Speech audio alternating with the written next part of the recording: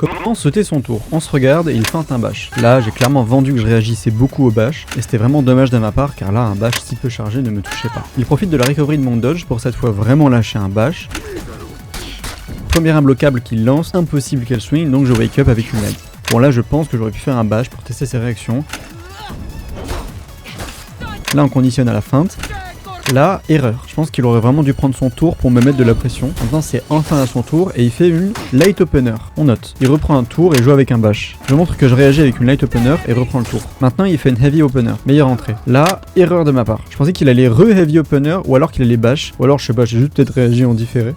Il bash et comme je l'ai vendu, je réagis et je dodge attaque. Je pense qu'il pensait que j'allais juste dodge comme au début. Peut-être qu'il aurait juste dû attendre et observer ma réaction. Un peu plus tard, je rebash en neutral. Ça passe pas car je l'ai déjà fait. Je me dis qu'on va jouer au 50-50 et je me dis qu'il va se dire que je me suis dit de feinter le prochain bash. Du coup, je l'ai pas feinté. Sauf qu'à mon avis, il a le même raisonnement que moi et il est esquivé. Même réflexion sur le prochain bash mais avec 2 gigapascales de pression. En vrai, là peut-être j'aurais juste du zone. Light opener encore une fois, on note. Et le match se finit et je gagne sur une erreur. Le prochain round se passe, il a appris de mes réactions mais malheureusement il a pas corrigé ses openers. Et la pression fait faire l'erreur finale.